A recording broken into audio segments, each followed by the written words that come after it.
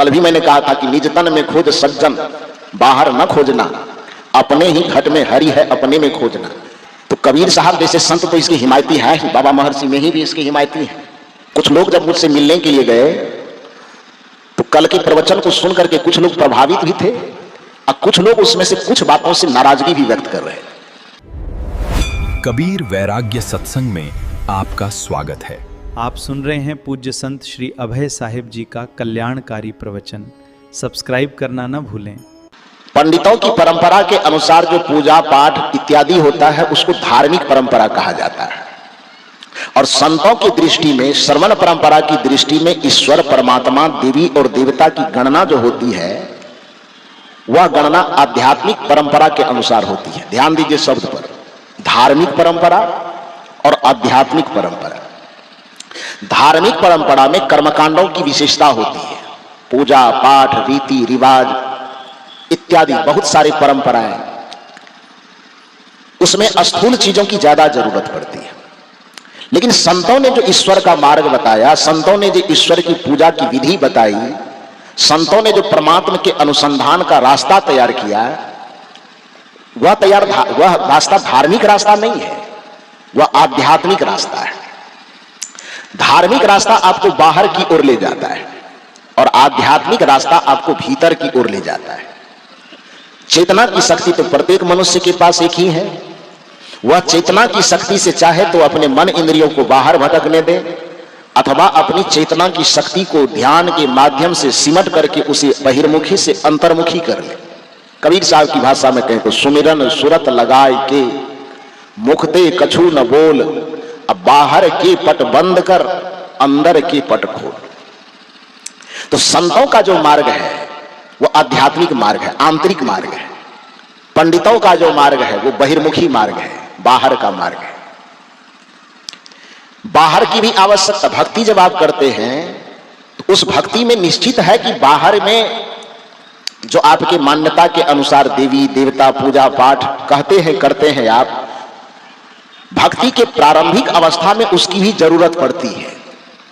ऐसा नहीं कि वो सब बेकार है, निरर्थक है, उसकी भी आवश्यकता है। किंतु दुर्भाग्य तब हो जाता है जब आप जीवन भर उस बाहर के पूजा पाठ और कर्मकांडों में ही अटके रह जाते हैं। बाहर में जब तक अटके रहेंगे तब तक आप उस परमात्मा के असली स्वरूप को न तो समझ पाएंगे न उसमें स्थित हो पाएंगे। इसको समझने के लिए एक उदाहरण मैं कहता हूं, क्योंकि आज कुछ लोग जब मुझसे मिलने के लिए गए तो कल के प्रवचन को सुन करके कुछ लोग प्रभावित भी थे और कुछ लोग उसमें से कुछ बातों से नाराजगी भी व्यक्त कर रहे हैं कि ये नहीं बोलना था इसे। हालांकि बातचीत होने के बाद फिर वो कहे कि नहीं ठीक ही कहे, समझने में थोड़ा सा अंतर हो गया। लेकिन उस बातचीत के दरमियान में पता चला कि इस इलाके में रामचरितमानस का प्रचलन बहुत ज्यादा है। रामचरितमानस वो लोग पढ़ने वाले, सुनने वाले, समझने वाले की संख्या ज्यादा है। तो इसलिए जो बात मैं आपको कह रहा हूं, एक बाहर का मार्ग एक भीतर का मार्ग, तो कबीर साहब जैसे संत तो इसकी हिमायती है ही, बाबा महर्षि में ही भी इसकी हिमायती है। कल भी मैंने कहा था कि निज तन में खोज सज्जन, बाहर न खोजना, अपने ही घट में हरि है, अपने में खोजना। तो संतों का मार्ग वो आध्यात्मिक मार्ग होने के कारण वो बहिर्मुखता से लोगों को मोड़ता है और अंदर की ओर ले जाता है। अंदर की ओर यात्रा करवाने पर जो दिन रात बाहर में ही देवी देवता भगवान भगवती को खोजने और मानने वाले लोग हैं उसको थोड़ी नाराजगी होती है। उनको लगता है कि ये संत महात्मा लोग भक्ति के खिलाफ तो नहीं करवा रहे हैं, ये संत महात्मा लोग देवी देवता को छोड़वा तो नहीं रहे। वो छोड़वाते नहीं है, बल्कि आप ये कहें, इस बात को समझने की कोशिश करें कि आपके पास नाक है एक, और नाक की दो धार है। एक सांस को आप लेते हैं और दूसरा को आप क्या करते हैं, छोड़ते हैं। कल्पना कीजिए कि यदि छोड़ना को आप बेकार ही मानते हैं, छोड़ना को आप निंदा मानते हैं, तो एक कल्पना कीजिए कि बाहर से एक सांस लीजिए और कसम खा लीजिए कि छोड़ना तो पाप है। ले तो लिए लेकिन छोड़ेंगे नहीं। अब भीतर से जो सांस छूटने के लिए, बाहर आने के लिए भीतर में उलबुला रही है, उस सांस को कसम खा लीजिए कि हमें नहीं छोड़ना है। क्या हाल होगा आपका? लिए हुए सांस के कारण आप जिंदा रह जाएंगे। एक प्रक्रिया है ना जी, लेना भी एक प्रक्रिया है, छोड़ना भी एक प्रक्रिया है। उस प्रक्रिया को आप न तो लेने को आप कोई पूजा मानिए, न छोड़ने को आप कोई निंदा मानिए। वह एक प्रक्रिया। जैसे कोई व्यक्ति पहला क्लास में पढ़ रहा है और उसको दूसरा, तीसरा, चौथा, पांचवा में जाना है, तो क्या करे? जिंदगी भर पहला क्लास में सिलेट पेंसिल लेकर रगड़ते रहे? वो कहेगा कि हम पहला क्लास में पढ़ाई शुरू किए हैं, तो अब मैट्रिक में जाना है, तो प्राइमरी स्कूल को छोड़ेंगे नहीं, वो मास्टर को छोड़ेंगे नहीं, और छोड़ दिए तो मास्टर और स्कूल की निंदा हो जाएगी। ऐसा यदि वह सोच ले तो मिडिल स्कूल में पढ़ेगा कैसे? वो हाई स्कूल में एडमिशन कैसे होगा उसका? इंटर स्तरीय विद्यालय में पढ़ने जाएगा कैसे? वो महाविद्यालय के बाद वह विश्वविद्यालय का मुंह देखेगा कैसे? विश्वविद्यालय का मुंह देखने के लिए आपको प्राइमरी, मिडिल और हाई स्कूल को छोड़ना पड़ेगा ना जी। ये माता बहनें लोग, इसका जन्म कहीं और हुआ होगा, पालन पोषण कहीं और हुआ होगा, जहां जन्मी, जहां पली, जहां बढ़ी, जहां खेली, जहां सखियां बनी, सहेलियां बनी, कसम खा लेता कि अपना वो माँ बाप का घर को छोड़ना ही नहीं है, तो ससुराल कैसे बचता है?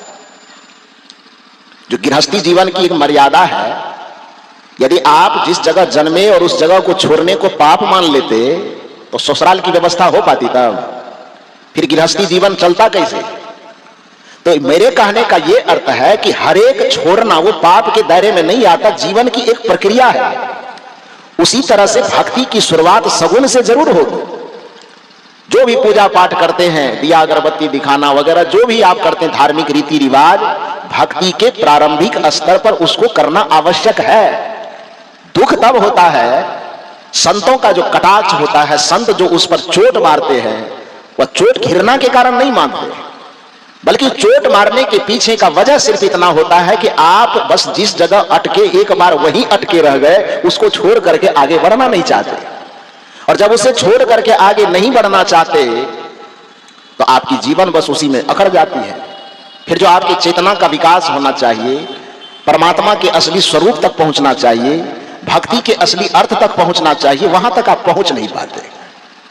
इसलिए उस संत गुरुजनों को आपके पूजा पाठ कर्मकांडों की आलोचना करनी पड़ती। शादर जय सद्गुरुदेव। आप सुन रहे थे परम पूज्य गुरुदेव संत श्री अभय साहिब जी के मंगलमयी विचार। ऐसे ही लाभप्रद विचारों को सुनने के लिए चैनल को सब्सक्राइब करें।